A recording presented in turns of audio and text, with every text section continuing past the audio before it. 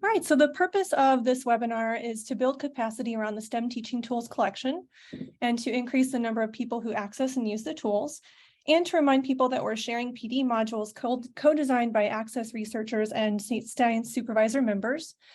Please note that the STEM teaching tools collection includes ACESSE resources, but also those developed by other NGSS and framework implementation efforts. So thank you to the original developers of this presentation that you're seeing today: Philip Bell, Shelley Stromholt, Tiffany Neal, Sam Shaw, Bill Penwell, and Katie Van Horn. I invite you to go to the Native Lands website and figure out which ancestral lands you are on. As for me, I'm on the ancestral lands of Osage Nation, Missouri, and Illinois Confederacy. So please do check that out. And if you would like to share which lands you are on, you are welcome to do that.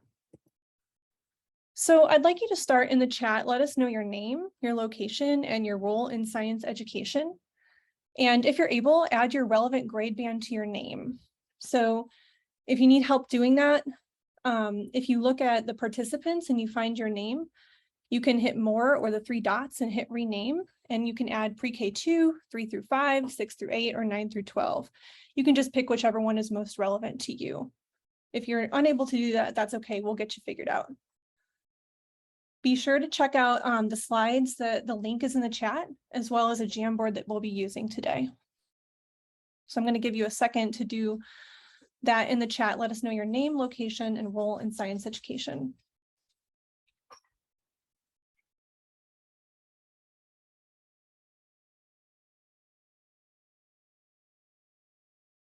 Yeah, and as Kathleen said, if you can't add your grade band to your name, just go ahead and put your grade band in the chat, and we'll take care of you that way.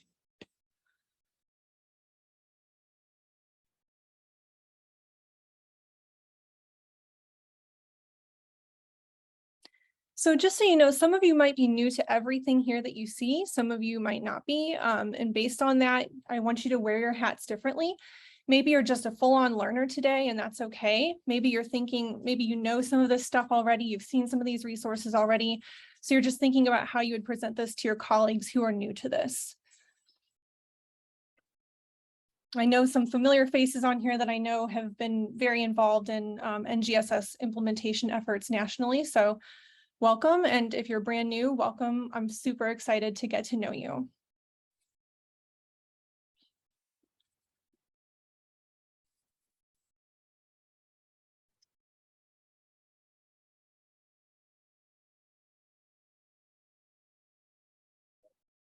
Thank you for sharing that.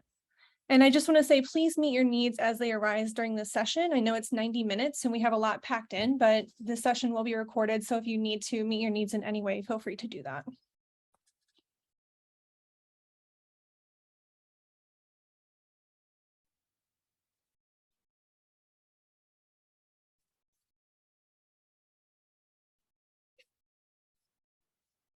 Okay.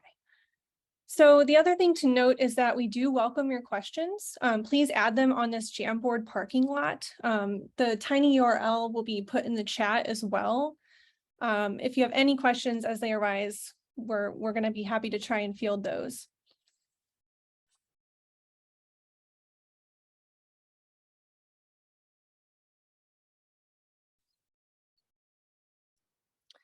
All right, so the session goals here today, we're going to explore how formative assessment can be used to create an equitable learning experience for students, the purpose and process of formative assessment, and which kinds of formative assessments are most effective and equitable for students. We'll also provide lots of resources for further professional learning and development of formative assessments. So first, we're going to talk about what formative assessment is and what it can do for teachers and students. And before we dive in, it's going to be helpful to work from a common definition of formative assessment. So we're going to define it as a process used by teachers and students during instruction that provides feedback to adjust ongoing teaching and learning to improve student achievement of intended instructional outcomes. So that can generally be understood in 4 steps: clarifying intended learning to start, and then eliciting evidence from students, interpreting that evidence, and then acting on that evidence. And that happens in cycles throughout a unit of instruction. So let's start by what you believe about formative assessment. What do you think it should look like in the classroom, and what might some examples of formative assessment be? Can you share that for me in the chat? Let's take just a second to do that.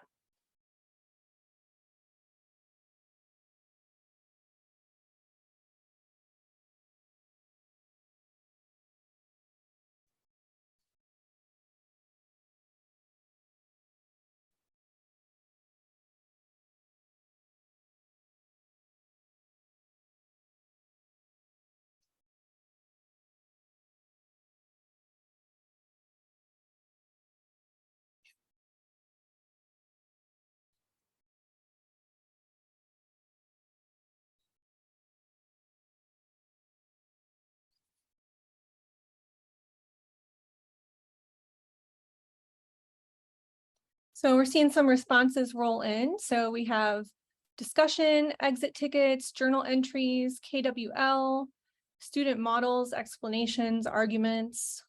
It should look like it's part of the learning lesson and not separate from it. Look like students making their thinking public in a variety of ways. Those ideas then become resources for the student and teacher. They can take a variety of forms from Q&A, KWL, warm-ups, closures. Constant, intentional, but sometimes spontaneous, acted upon immediately, but sometimes saved for later. Driving question board, quick questions that the teacher can assess progress and understanding, built into instruction. Thank you so much. Yeah, these are some really good examples. So you can keep sharing in the chat, but we're also going to take a poll here. So hopefully this will launch just as I had intended. I'm going to launch this Zoom poll. Now we're going to think about what it actually looks like. So you told me what you believe formative assessment should be, but now let's think about what it actually looks like in your district or school or curriculum. And you have 4 choices here. We have multiple choice quizzes and benchmarks throughout a unit, classroom discussion, writing prompts, and teacher feedback throughout a unit, embedded strategic activities that assess a student's thinking across a progression towards disciplinary goals, or embedded strategic activities that elicit and make use of student interest and identity to inform the course of science instruction, or something else besides those 4, and you can add that in the chat.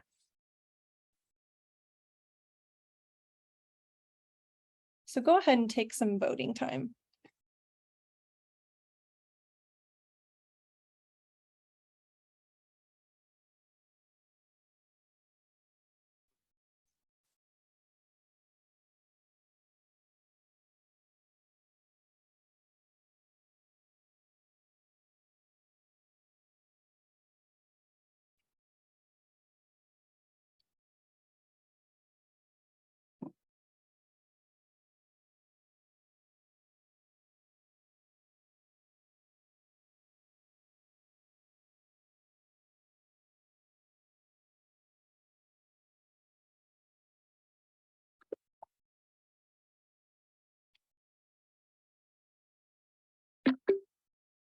Okay. Take one last second if you'd like to vote.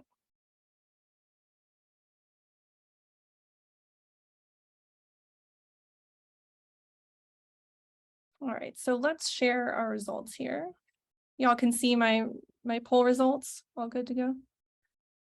Okay, so looking like the most of us said multiple choice quizzes and benchmarks throughout a unit, or classroom discussion, writing prompts, and teacher feedback throughout a unit. A few definitely had some doing these embedded strategic activities, assessing student thinking across a progression towards disciplinary goals. And very few said embedded activities that elicit and make use of student interests and identities to inform the course of science instruction. All right, thank you so much. That was really helpful feedback for me to see. I'm going to pull that poll over to the side here so I can see my notes again. So as we know, there is quite a struggle with equity in science education. So we're just going to take a second to read and reflect on this quote about equity in science education. So I'll read it out loud in case you're unable.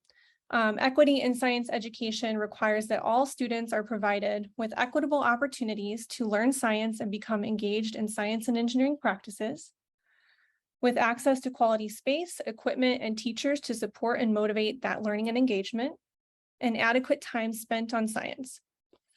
In addition, the issue of connecting to students' interests and experiences is particularly important for broadening participation in science.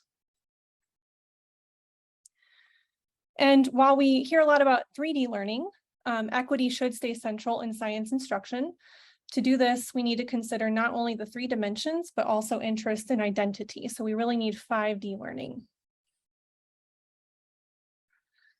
And equity and education, social justice are central to this framework vision, but there's a tendency for it to slide off the table when people sink into the implementation work. So it can do a lot of things for us if we are able to do it well. We need to have some inclusive science instruction, build on those youth discourses and their interests and identity, and make that diversity visible and use multiple modes of expression.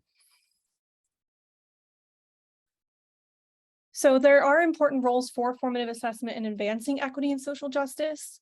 Does your formative assessment include participation of all students, be culturally and personally relevant to all students, build on and refine student ideas about phenomena, make connections between everyday and disciplinary ways of knowing and knowledge, and be guided by students' unfolding questions? That's how we can actually get formative assessment to support equity and social justice. And it can do so much for us if done well. Formative assessment can shift our classroom instruction, it can clarify learning goals, it can make learning visible to all students, inform parents, support professional learning, inform the design of our summative assessments. Formative assessment can be doing quite a lot for us, but it has to be done well if it's going to do those things. So we know that multiple forms of assessment will be needed to create a picture of student learning. For example, it's not that multiple choice is always ineffective. So if that was what your main source of formative assessment is so far, it's not necessarily that that's 100% wrong. It's just that it shouldn't be the only way that we use to assess students. So we need actual assessment systems because our historic assessment systems are just too narrow in format and purpose to truly benefit students. So really, the classroom assessment should be what's guiding the development of all of our system of assessments from the small scale to the large statewide scale. So you had 4 different choices about the types of formative assessment in the poll you took, and let's explore these different kinds of formative assessment and which types are most beneficial for students and effective in measuring student learning. We're going to start by giving you an overview of this research brief that was written by Penwell, Shepard, and Davidson. So this 6-page brief summarizes what we know about different models of formative assessment. The paper discusses which types are most effective for improving science learning, and it's based on a systematic review of research on formative assessment models implemented in the past 20 years. So as you're listening to this summary, consider how you might use this information as evidence to create meaningful change in your sphere of influence. The most prevalent one that we probably see in education is data-driven decision-making, or DDDM. So this involves, oh, and yes, we can definitely give you that link. I just saw that in the chat. So you've likely seen, this involved the use of end-of-year test score data from interim or benchmark assessments to improve learning. And you've likely seen this kind of graph shown here. So it shows the forms of data that come back to teachers to use for improvement. It shows who might be struggling in what domains, but it does not include any student work or a sense of how students might be struggling, nor does it include resources about what to do with the students who are struggling. So it's worth noting that this format of formative assessment does not employ an explicit theory of student learning like behaviorist or cognitive or social. And well-designed studies that have tested this approach have not proven it effective in improving student achievement outcomes as we hope that it will. So this type that is most prevalent is actually not very research-based. A second approach is strategy-focused formative assessment. So this is the approach presented by Black and William, who argued for the importance of formative assessment in improving student learning. And it's called strategy focused because the strategies promoted are ones that can work across different subject areas. In other words, they're not science-specific strategies, and it cannot specifically inform how science teaching should be guided. So this, again, it's not the worst thing in the world, but maybe not the most effective thing in the world. And so these next two models I'm going to show you are actually using discipline-specific theories of learning. So we have cognitive formative assessment, which is based on two different approaches, learning progressions and facets of reasoning. And they attend to that social nature of learning and provide resources to assess students' concepts and practices as they participate in sophisticated practices common to disciplinary experts. So learning progressions and facets of reasoning, they're slightly different from one another, but both have some evidence that using them can improve student learning in science. A learning progressions approach emphasizes that student learning can build over time in a step-by-step fashion as students' reasoning becomes more sophisticated. And a facets approach views student thinking in a more piece-like fashion and views understanding as developing through encounters with different types of phenomena and problems in a domain in a more bottom-up way. So understanding develops as students connect these different ideas to one another. So that's the cognitive approach to formative assessment. And then this last model is the newest one, and it is the least prevalent in schools. So that's the cultural, and we saw that in our poll too, right? That was the least common type of formative assessment that we see in our locations. So it focuses on ways of knowing, doing, and being that are specific to science and other subjects. It presumes that students bring to the learning environment important knowledge, interests, and experiences from their daily lives that teachers must elicit and use to inform instruction. So the framework vision highlights the importance of having instruction build on prior interest and identity as being as important as building on prior knowledge in a cognitive sense. So cultural formative assessment can be used to do that work and to surface those funds of knowledge that reside in local communities related to science topics being taught. So it helps make science instruction personally and culturally relevant. And so that includes strategies like finding out what students are interested in, what experiences they've had that might be relevant to choosing a focus for instruction. And it also involves strategies of learning about student identities in science. So do they see science as something that they could do in their future? And then using that data to adjust the course and to promote greater linkages between students' everyday lives and instruction as the framework calls for. So this cultural form is least seen, but perhaps most promising. So we're going to get into some small groups and have some time for discussion. So I think we'll do, I think we're on track for time here to do 10 minutes should be good for some small group discussion. And you have two options. We're going to try to put you as best as we can in grade band groups. And you have two options for discussion. You might get to both options if there's time left over, but you can certainly feel comfortable picking only one of these options. So the first option is, which of these 4 types of formative assessment have you seen in your experience as an educator? And give some examples of what they were like and what impact they had on students. And then the second option is, how might you use this research brief information with your colleagues to affect some meaningful change in your school or district? So Kathleen, are we good to go? Are we all right? So we're going to do 10 minutes in the breakout rooms, and then we'll come back together.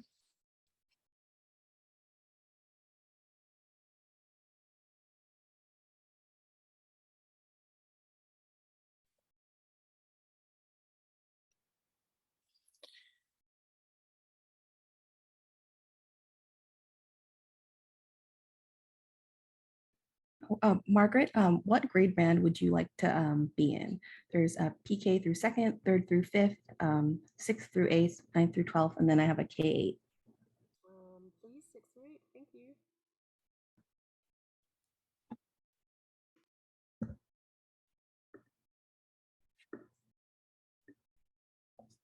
Did you put me in one, Kathleen? Oh, no, which one? I can just like bounce around. I think that's fine.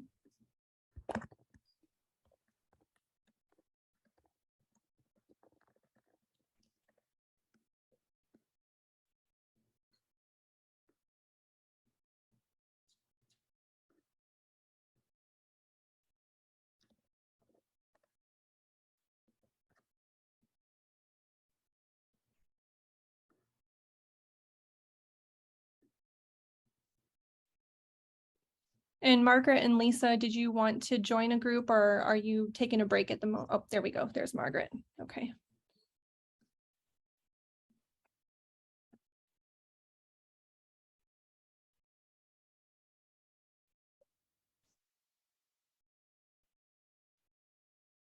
Cool. Thanks, Kathleen. And I think Lisa's on 2 devices. Oh, Oh, there you go. actually- Okay, that makes sense. Maybe, hold on, let me make sure she's assigned.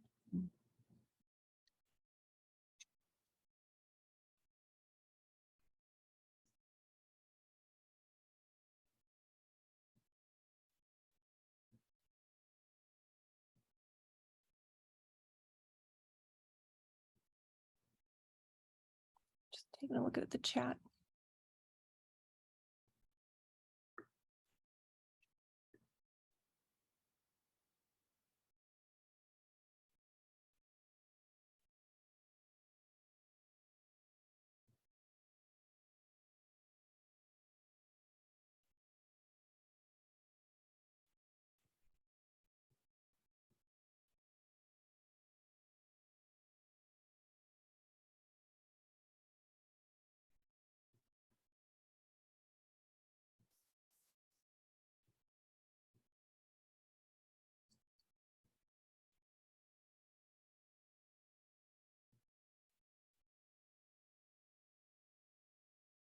Okay.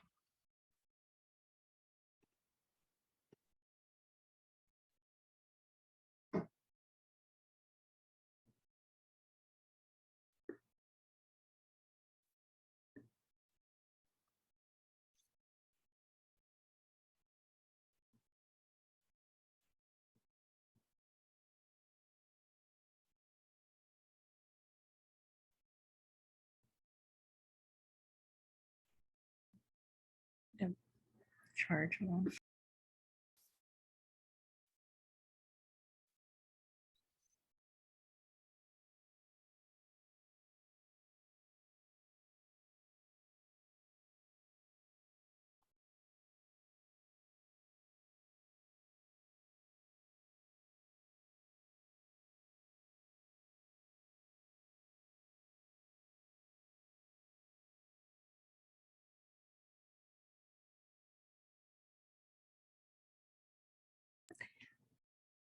I set a timer, so it should be done in like 5 minutes.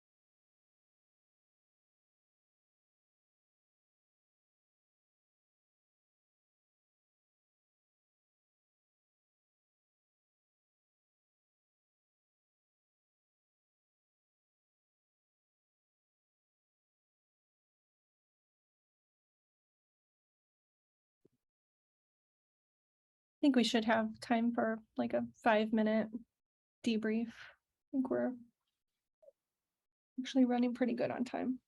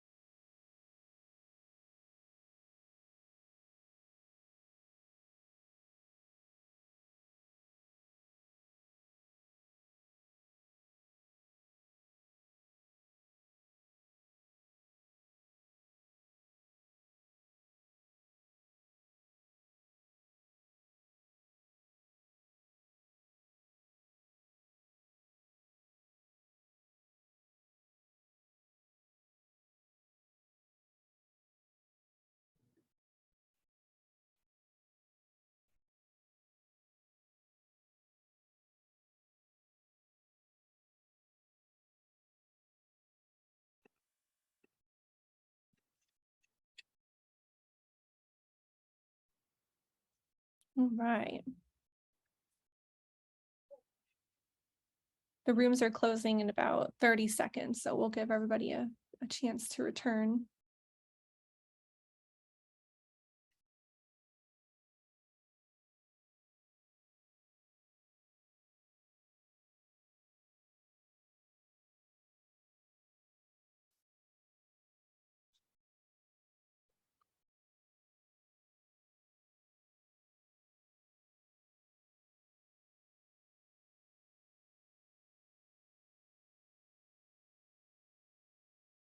All right. Welcome back, everyone. I hope that your discussion was very interesting and fruitful. So we have about 4 minutes to share out big picture ideas from your discussion group. So would anybody like to share what their group discussed? I would love to hear from you. And you can just like unmute and talk.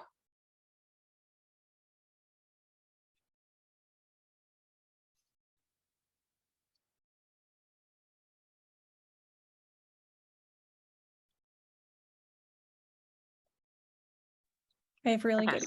Oh yeah. Hello. Hi. I can just say something quickly. I apologize. I'm in kind of a noisy spot, but we talked a lot about some tensions between kind of already pre-done curricular approaches where there's not really a lot of room for flexibility or to follow student interest versus more emergent or experiential approaches that do take a little more time and planning maybe, which is why I think we were talking about curricular models that are sometimes appealing because teachers as a group are I would say under-resourced and overburdened already. So we just kind of spent time talking about the tension and like, especially in our group was pre-K through 2, where I think we all really agreed we underestimate what students at that age are capable of. And so we don't plan for them to be participants in a more whole sense in their own learning. Yeah, thank you so much. Does anybody want to build on that or add something new to that?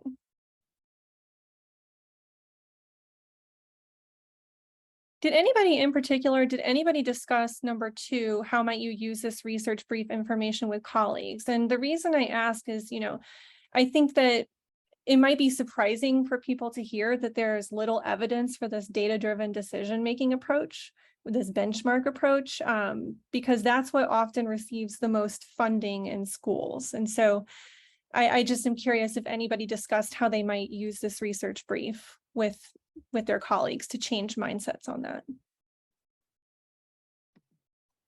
Well, I'll just say that one of the things that we talked about is both me and Liz, who was in my group, just discussed how really we're here just to kind of learn some information because we really want to sort of get our teachers at our schools more, you know, willing to participate in this kind of assessment, this kind of a learning model and things like that. So kind of like on a fact-finding mission, I think, here today to try to help support some of these things at our schools.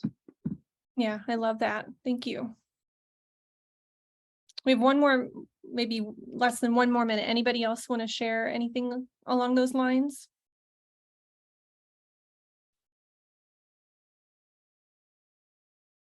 Okay.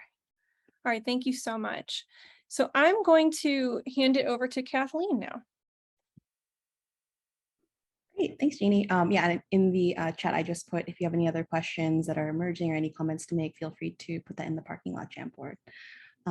So I'm going to talk briefly about developing and conducting formative assessments. So formative assessments can be found in different formats. There's on-the-fly check-ins. They're in the moment where we can listen to and talk with students one-on-one in small groups as a whole class or observe their interactions with other peers. There's also curriculum embedded formal check-ins. So brief exit tickets, asking students before they leave about what they're thinking about particular concepts or how they're feeling about the learning process. There's also looking at student work and performances, which can include using rubrics or self-documentation, which is having students take pictures and explain their thinking, and then also short tests of conceptual ideas. And so individual formative assessment can support teachers to figure out what to revisit or review, or if we can progress to the next learning goal.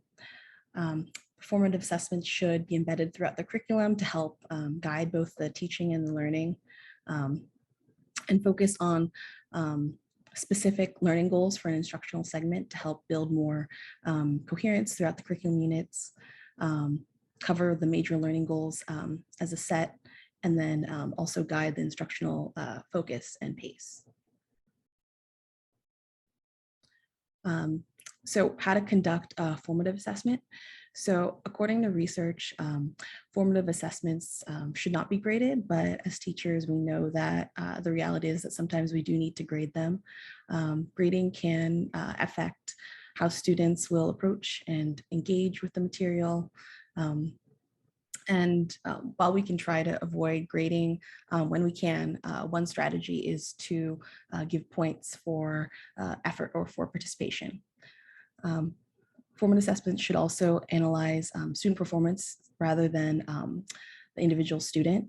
And then lastly, the interpretation of student responses should be manageable for you, looking at what you can see for the practices, the cross-cutting concepts, and the disciplinary core ideas, the 3D learning, and the variation across the student thinking.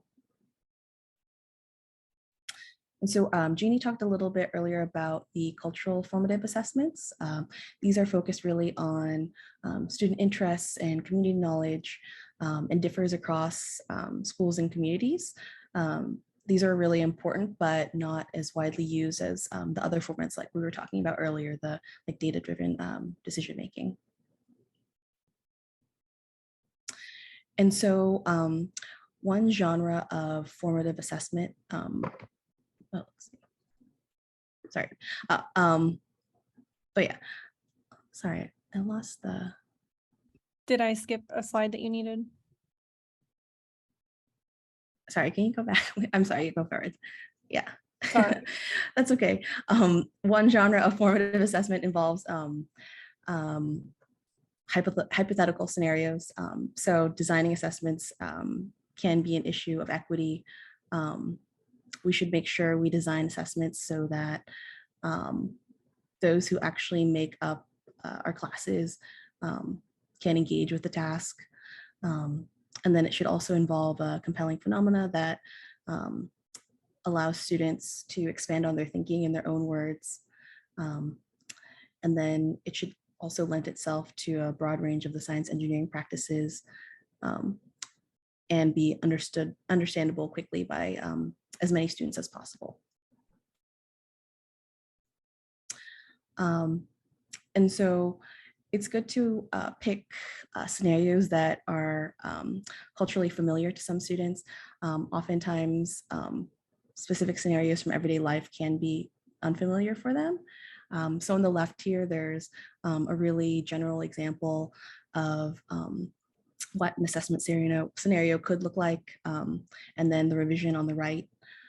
So maybe like this teacher's class could be unfamiliar with like the riding buses and the biking to school, but instead revise it to kids who really enjoy movies.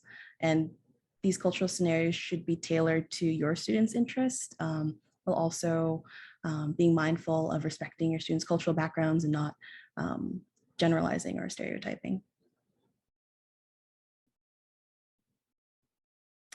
And then this is just one example of student work from the Partnership for Science and Engineering Practices project from Seattle.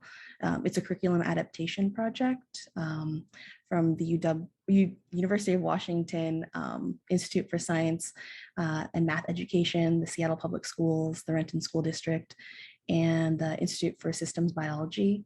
And so this kind of refers to the cloverleaf diagram from earlier from the models of phases of assessment. And you can interpret this through the facets of reasoning approach. And so I'm just going to share a couple of resources which feature tools and examples that support educators and researchers in creating cognitive and cultural models of formative assessment focused on equitable 3D learning. And then there's going to be other sessions that Jeannie will talk about later that go into kind of deeper dives into developing formative assessments.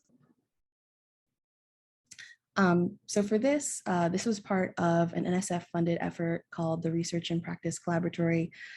It was a team of researchers and educators who created professional learning resources for developing 3D cognitive assessments and interest and identity-focused cultural assessments. So it's an online short course that provides an overview of some of those resources. And then it goes through a learning sequence on how to engage in the work of designing 3D formative assessments. There's 5 activities, and each activity takes about 15 to 30 minutes to complete. And there's also extension activities to show how to incorporate student interest and identity for 5D learning. And then this is STEM teaching tool number 30, which covers how to create 3D assessments based on real world science and engineering practices. So this collection of task formats can help teachers brainstorm new activities and adapt their existing lesson plans for 3D learning. And then this is just an example. So it provides suggested task formats for all of the science practices and for the 2 engineering practices that are the most different. The task formats support teachers in things like assessing students' abilities to ask questions, develop models, and obtain and evaluate information. So STEM teaching tool number 41 covers how to assess another dimension of the 3D learning model, which is cross-cutting concepts. And it highlights prompts that can be used in assessments or in classroom conversation to support the learning and application of cross-cutting concepts like patterns and cause and effect and systems that show up across the disciplines of science and engineering. And then lastly, this is STEM teaching tool 37, which talks about how to move beyond misconceptions and towards facets of student thinking. And there's other ACESSE PD modules that go more in depth that we'll cover a little bit more later. And I think that is it. I will pass it on to Ricky. Oh, I'm going to pop in just for a second here. We do have a few minutes. If anybody in the room here, I know we have at least some folks who might be familiar already with the STEM teaching tools collection. So I'm wondering, has anybody used these resources that just were shared? And if so, can you speak to your experience and how you use them? That would be so wonderful. Yeah, please, Margaret. Thank you, and thanks to all of y'all that have developed these tools. We definitely use them. I often share them with my coaches as they're working with our science teachers as a resource. But in particular, last summer, we built out some performance tasks and we leaned heavily on the cross-cutting concepts one, because that's something that we have found in our district often is sort of a forgotten piece of the third dimension that's forgotten. And so we not only we're building out those things, but we use those tools to help train the teachers around NGSS assessments or what it's like to build them out. They were the ones that built them for the district, if you will. So we had like a handful of folks that we did some PD with and based most of it on this work. So thank y'all for having these resources. Yeah, brilliant. Thank you, Margaret. Yeah, I love that cross-cutting concepts one. It is probably my favorite STEM teaching tool. I've used it to develop curriculum, so definitely very helpful. Anybody else want to share? I've used it, the cross-cutting questions document. If I felt like I wanted to elevate or extend thinking, but I didn't necessarily know how to go about doing it, I would just consult that and it would immediately shift my perspective in a way that it just made me as a teacher ask deeper questions and look at things a little bit more deeply. So. Was that Pamela speaking? Okay, thank you so much. Yeah, thank you. Anybody else? I can channel a colleague of ours, Trish Shelton, who's at NSTA now, but she used to talk similarly about STEM Teaching Tool 31, the task formats. She would kind of keep it on hand throughout the day to think about different instructional moves around the practices. So it was designed to support assessment design, but she was using it to guide her instructional thinking around the practices. So that has always kind of stuck with me as another powerful use of the tool. Hey, Philip, in Utah, we've used them exactly the same way to help teachers see ways that practices could be implemented. We also used both 40, the cross-cutting concepts and the practices ones to help teachers build formative assessment clusters that were three-dimensional, that were more cognitive cultural clusters. Thank you so much. And so we are about to hear a story from Ricky that really echoes a lot of what y'all are saying. So I'm going to turn it over so that he can share an example of how he's used this resource that we are presenting to you right now, and adapted it as a way to build capacity for formative assessment best practices in his context. So Ricky, take it. Perfect, thanks. Well, and before I begin, I do want to acknowledge, if you have not been following the chat, our friend who we should definitely acknowledge, Philip Bell, who is in this chat today and was instrumental in many of the things, these resources that we've been sharing today. If you haven't followed what he's been doing in the chat by putting link after link after link, I would be like browser tab loading right now and just clicking all of them if you haven't yet, because they're ones that you might want to go back to and look at later, because there's some really great stuff that he's sharing. Some of them are specifically what's in here, but some are actually in addition to. So anyway, great stuff. So as far as the Utah process, going to go to the next slide. Really first, to kind of get us all on the same page, Utah adapted, not adopted, but adapted in GSS to what we call the Science with Engineering Education, or SEED standards. So when you see or hear us or hear me refer to SEED in the next little bit, I'm talking about our standards document, or the SEED standards. As kind of a part of our implementation, we started a program in 2018 to 2020 that was called Lead with SEED, which was pretty much for larger cohorts of about 80 or so people with teams from LEAs from all over our state that kind of came in and received a very in-depth kind of understanding of the standards of three-dimensional science, of all the different phenomenon-based learning, all those things that we would expect. And it was huge, because the whole purpose of the Lead with SEED was to build some capacity of our district leaders so they could then take it out and then use it within their own districts and supports. Now, in the summer of 21, we actually kind of changed this around and added a big cohort of about 13 different teams from kindergarten through high school, all 4 of our grades. In high school in Utah, we have biology, chemistry, earth science, and physics. And so that was the focus. So in those 13 big teams, we kind of condensed this professional learning, focused on unpacking the standards and then creating what we call cluster-based formative assessments. Clusters pretty much meaning that they're all focused on a phenomenon, but they have multiple questions that kind of get to the different aspects of allowing a student to help unpack what the phenomenon means, make sense of it through their own reasoning and sense making, and then kind of come to a final explanation or model or some kind of a communication of what it is that's happening in the phenomena. So go to the next page. So to kind of give a little bit more depth here, using, like was shared, ACESSE Resource A, many of the STEM teaching tools, Melissa actually was a huge part of this, I would say instrumental. She was pretty much led this. So the one who just shared before I got to speak, she was talking about what I'm about to share here. And so working with these amazing resources, we tried to put together a week-long experience that we did over Zoom to support, again, these leaders in different districts. And the biggest focus more than anything was to help build their professional learning in creating assessments or formative assessments. Again, they worked specifically, some time was identifying authentic and relevant phenomena for students, building formative assessments aligned to each of the standards. So that was kind of a secondary benefit of this. Anyway, next slide. So again, in the 5 days, just to give a brief synopsis, Day 1 focused on equity and access, right? Foundations of 3D science, phenomena, and how we work on assessments within our state. There was a process that we used. So we went through steps 1 through 5, and all this is available at the very last slide of this slide deck. You'll see something that's like the Utah folder, and there'll be some information there you can get to.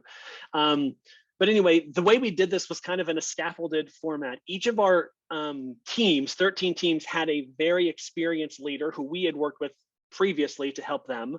And they went through the whole process first as a whole team, as a grade level. So all of kindergarten worked together, and then they broke into smaller groups within that team in groups of 2 to kind of then replicate it with the different standards. So there was a bit of scaffolding that happened for their learning. On day 2, we shift to focusing on the cluster-based assessments. We looked at what we recognized to support the work on the practices of a gather, reason, communicate scaffolding. This is a scaffolding created by Brett Molding, if you're familiar with that. And then steps 6 through 7 of the assessment process, and then working on adjusting kind of a scoring rubric to help teachers assess. Now, again, not just content, but also where they are in practices and use of cross-cutting concepts. Now, again, same as before, first as a whole team, and then in smaller pairs within on a different standard. Next one. On day 3, we worked using a tuning protocol to review each assessment made within the pairs to let people give feedback and get some ideas of how we were working on them and how their progress was, and try to adjust them to make them even stronger. And then finally on days 4 and 5, after going through that process, we then, for days 4 and 5, we put these pairs back to work on a different standard. On day 4 to write a new formative assessment, and then on day 5 on a different formative assessment. So we're going through all the steps on their own, 1 through 7, with support from their leader.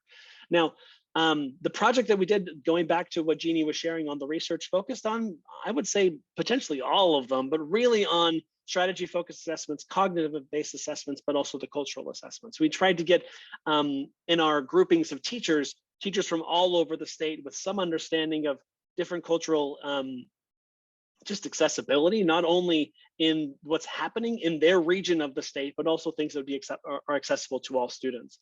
And then again, really digging deep into a phenomenon-based learning experience with the cognitive assessments, really looking at the progressions and the facets of learning. Okay, next. So now again, I said this before, but I'll say it again. The assessment creation, that aspect of this was secondary to really participant professional learning. What we really wanted was support our participants to really understand this process of creating a formative assessment, unpacking a standard, identifying phenomena, all those pieces.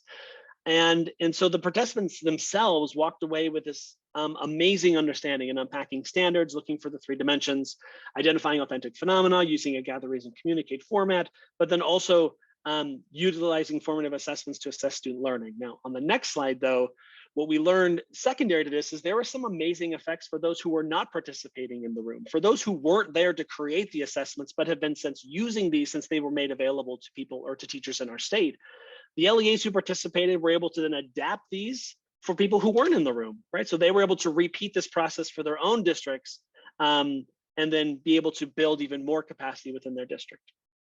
With the exemplar formative assessments that we made, they were shared with our people that weren't in the room throughout the state.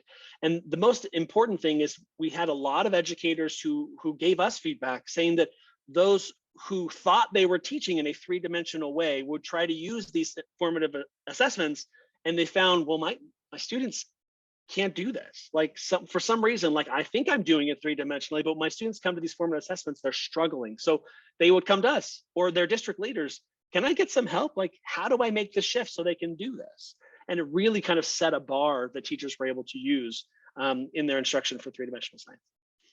Next slide. And that's it.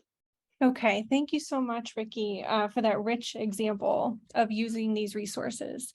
So we do have a little bit of time. So if anybody has any questions for Ricky's case study at this point, I would say feel free to unmute and ask. Or you're welcome to put things on the Jamboard or in the chat as well. But if you have any questions, I think we could definitely do that right now.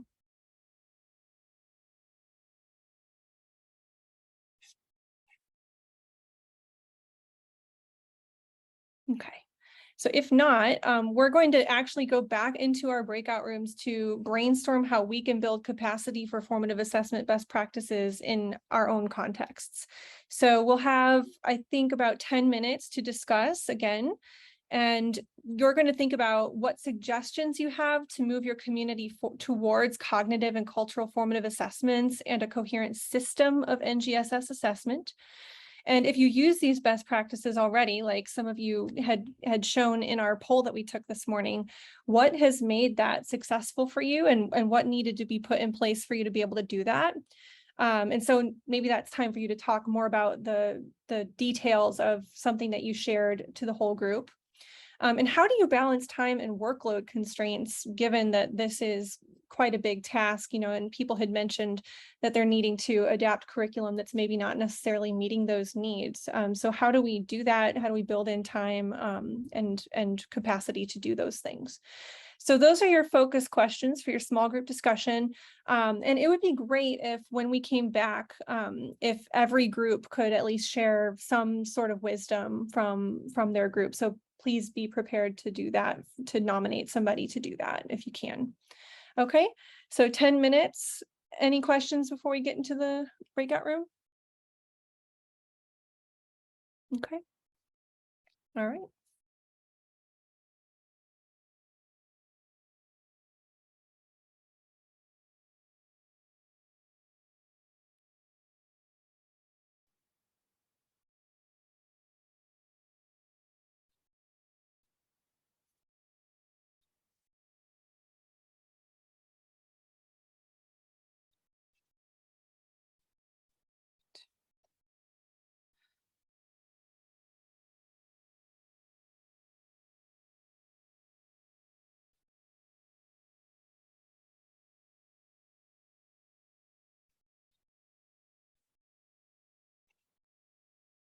And welcome back. The rooms will close in 20 seconds officially, so we'll just give people a chance to rejoin us.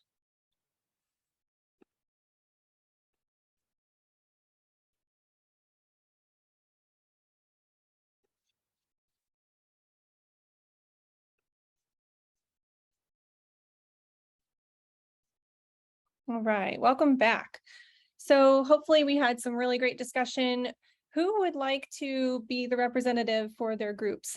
So if you were chosen as that person, why don't we start with the pre-K 2 group? Would anybody like to share what came out of the discussion there?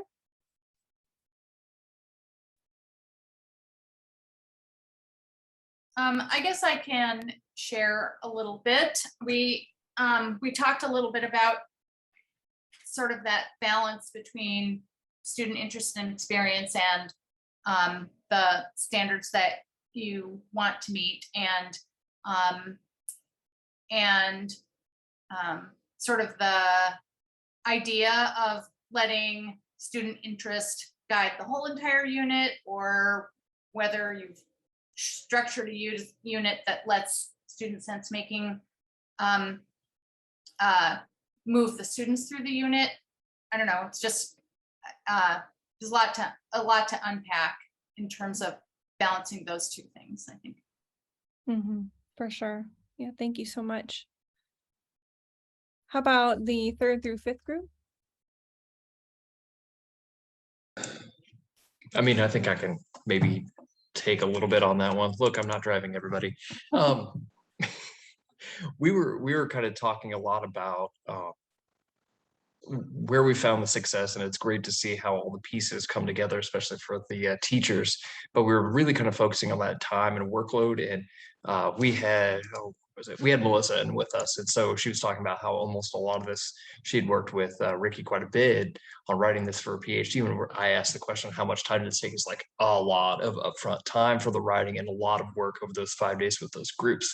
So we were saying, if this is going, it's going to require a lot of investment of time, but the time is going to be worth it for the payoff long run. And the other thing that we mentioned was, how do we help administration understand where this is going and how it's working and what it actually looks like and why we're doing what we're doing? Because I think Melissa mentioned it, is her higher ups were saying, why isn't this data driven? Where's the numbers? Because that drives budget, and that's the tricky part. Yeah, for sure. Thank you. How about the 6th through 8th group?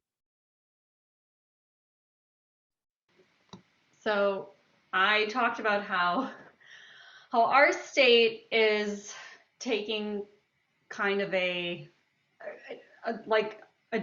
strange approach, I don't know, to changing practice in the classroom, where we're actually we're changing our state test to be like an interactive storyline experience where students have to integrate the practices in order to succeed on the items. And so like at that level, the like theory of action is that will inspire teachers to want to like do formative assessment or like or benchmarks in their classroom that are more like that. That is not our initial response. The initial response is computers are scary and how will we be able to do this? So it was mostly just me panicking and my wonderful colleagues from Minnesota and DC trying to give suggestions for like what are kind of bite-sized things to introduce to the field to kind of nudge them to think more about like the skills and practices needed to be successful on the tests and less about like simulations. Mm-hmm. Yeah, thank you. Yeah, I think it's interesting. I think Missouri is designing their state test in a similar way with the phenomena-based item clusters. And it took like at least a few years before teachers were even understanding that that was the change that happened on the test. And so it just takes so much time to like trickle down.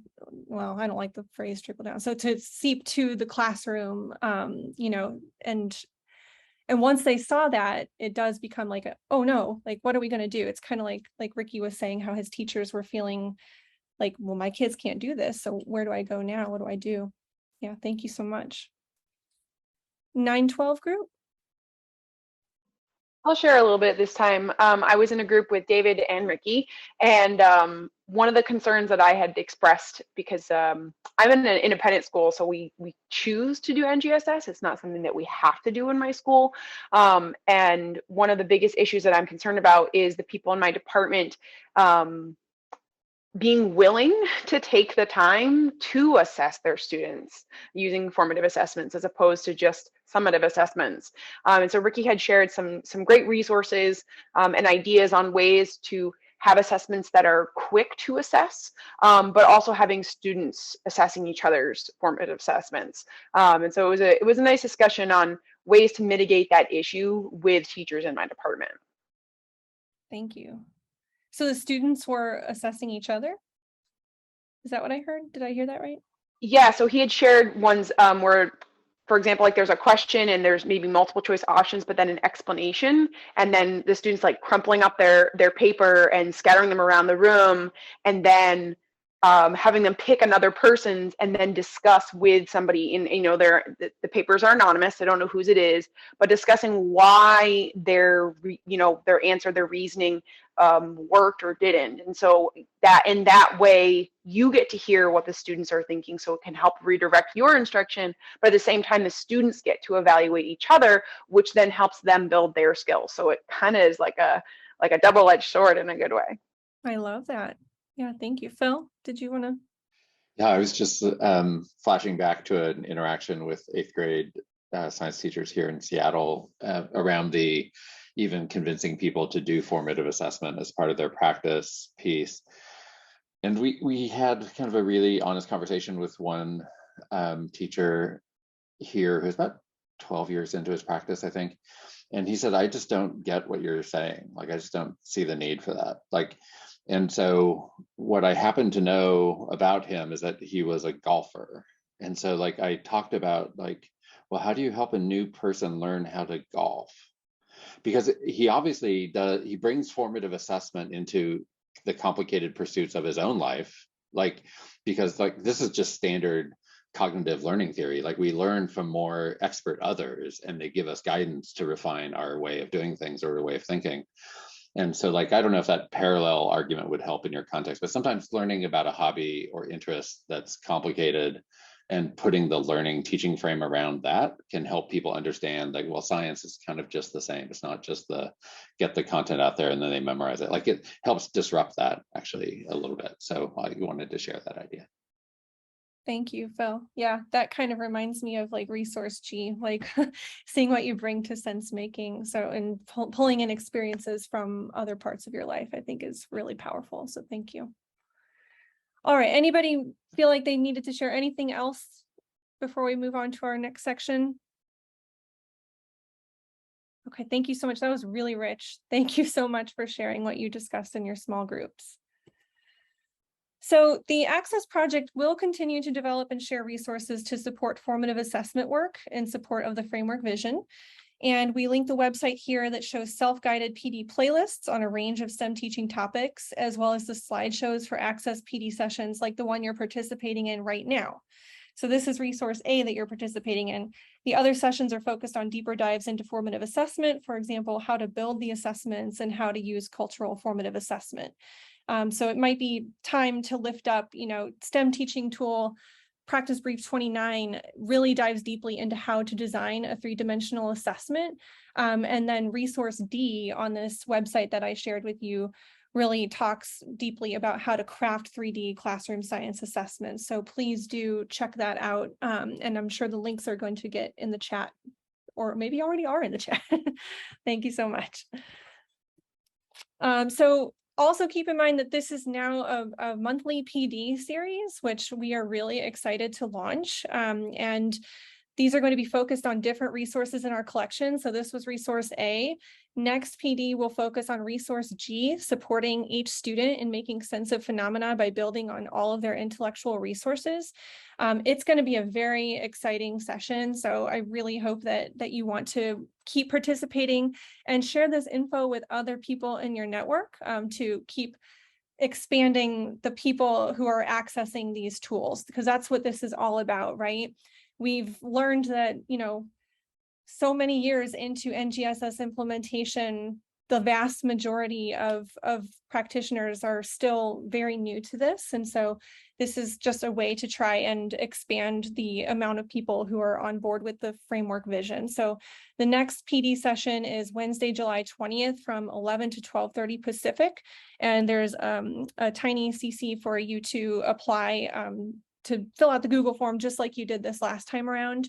And please share. So it says the link is not accepting responses. I need to turn that on. That's probably my bad. So I'm sorry about that. We'll turn on the response acceptance.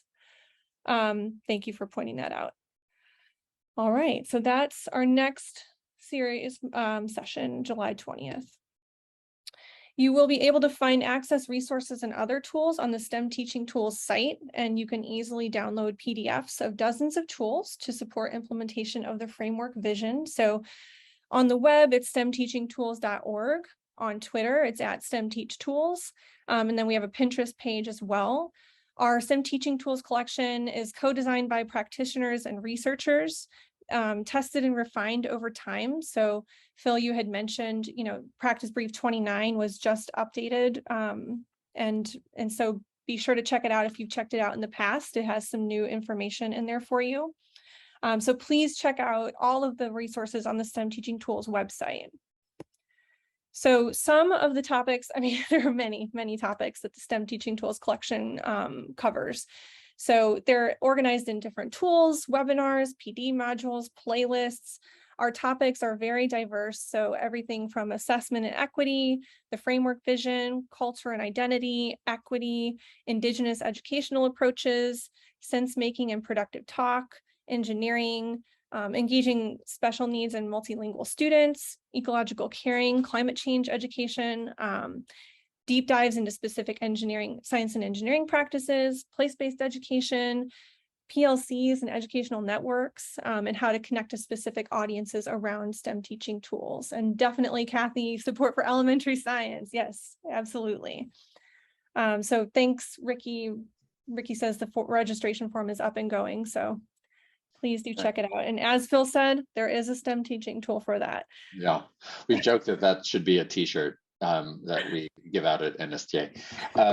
TJ McKenna, who does a lot of NGSS PD, what he does often is, he'll have like the parking lot of questions off on the side that accumulates over the session. And then he jokes that like, there's almost like always a starting point STEM teaching tool around the topics that get put on the butcher paper. So like there is a lot there. There's 88 briefs and we're adding new ones all the time. They're overwhelmingly funded by the National Science Foundation. So these are just your taxpayer dollars hard at work trying to provide resources that are useful. So if that's useful, like there's nothing to sell or buy. It's really just like, trying to be helpful to help people find their way in. So that's how I think about it. Thank you so much. So we have also organized the tools into a digital book so that every single STEM teaching tool is available in one spot. So I'm going to hopefully, let's see if I can. I'm going to stop my share for a second and then start my share. Just 1 second to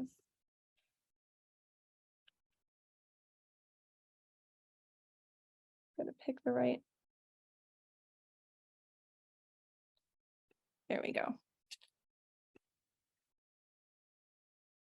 So you guys see let me drag it over so I can get it on my other monitor right now. So are you seeing the digital booklet? No. Oh dear. No, I think we see a white stripe. A white stripe? Yeah, it's like a vertical white stripe. So it's like maybe a Windows thing, overlapping thing that is happening. I'm not sure. Okay, give me just a second.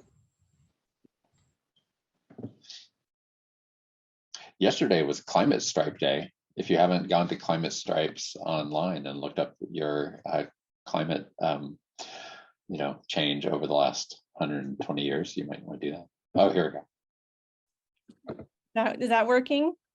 Yes. Yay. Okay, sorry about that technical difficulty there. So you can see, now it looks like full screen, right? We good? Okay. So you can see it in digital book format. Looks so lovely. Just going 1 through 88 through the STEM Teaching Tools collection. They're just 2-page practice briefs on that wide variety of topics that I shared with you. Okay. So please do also be sure to sign up for our email newsletter, and you'll get different tips and tricks there and practice brief highlights and different insights and announcements from us. So please do be sure to sign up for that. And then I would love if you could complete this survey. So this is not this is information for our ACESSE team to refine resource A and not necessarily for me as a facilitator. But if you do have feedback for me as a facilitator, you're welcome to email me for sure. I'll put my email, or maybe Kathleen or Phil could put my email in the chat. But if you could just take a few minutes to fill out this survey at the tiny URL, I would greatly appreciate that to help us improve this resource. And let's see. I lost my chat thank you so much. And thanks for putting the survey in the chat too. So here are some resources and contact information for the authors of this PD unit. They hope you have found it useful. One of them is in our Zoom room today, Phil Bell. So thank you very much for developing this very informative resource. And again, we welcome feedback and suggestions for how to improve it. And this resource was refined through a 13-state collaboration to make the resource more broadly useful. So if you choose to adapt these materials, please attribute the source and that it was funded by the National Science Foundation. So there's some further resources for you there. And if you have any more questions, we do have some time left over. So if you just want to stick around and talk more broadly in the whole group, we are very happy to have you stay on. But other than that, that's what we have. Thank you so much for your participation. This has been really informative. I love learning from the crowd because you all have so much wisdom. So thank you so much for sharing that with us.